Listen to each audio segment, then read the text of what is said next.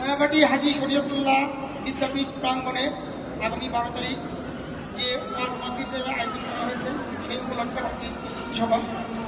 এই প্রস্তুতি সভায় উপস্থিত আছেন 10 নম্বর ওয়ার্ডের সম্মানিত সভাপতি, যিনি আজকে সভাপতিত্ব করছেন, জনাব সৈয়দ হাসানুল্লাহ বুলবুল।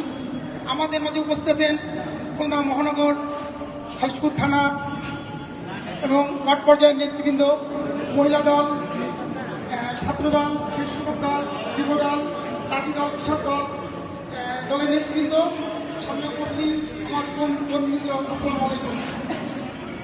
আসলে এখানে যে সাংগঠনিক সভা হয় পরবর্তীতে আমাদের তিনটা সাংগঠনিক সভা নিজেকে আমাদের কমিটি ক্লিয়ার করছে। এখন যা আগামী যে 12 তারিখে আমাদের যে ওয়াজ মাহফিল সেই উপলক্ষে আমাদের একটা কমিটি করে দেওয়া উচিত, যে কমিটি নিরাপত্তা কাজ করবে এবং প্রোগ্রামটাকে আমাদের এই মাহফিলটাকে সাকসেস করার জন্য সকলে তার দায়িত্ব পালন করবে।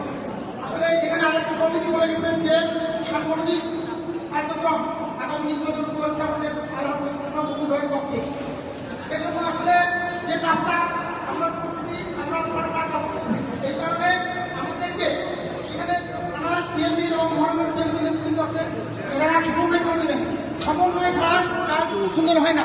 দেখেন এখানে কেমন দায়িত্ব হয়েছে, যুবদলের মতো কাজ করতেছে, ছাত্রদলের মতো কাজ করতেছে। এটা হবে কেন? বিগত দিনের নির্বাচনে আপনারা দেখছেন যে সবাই কাঁধে কাঁধ মিলে ওয়ার্ড বিএনপির নেতৃত্বে কাজ হয়েছে, কিন্তু এখন দেখা যাচ্ছে যে আমাদের তাঁতি দল বিএনপিকে মানে।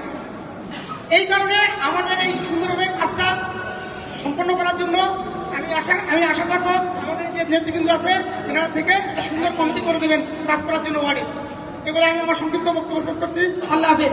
বাংলাদেশ জিন্দাবাদ। এখন আমাদের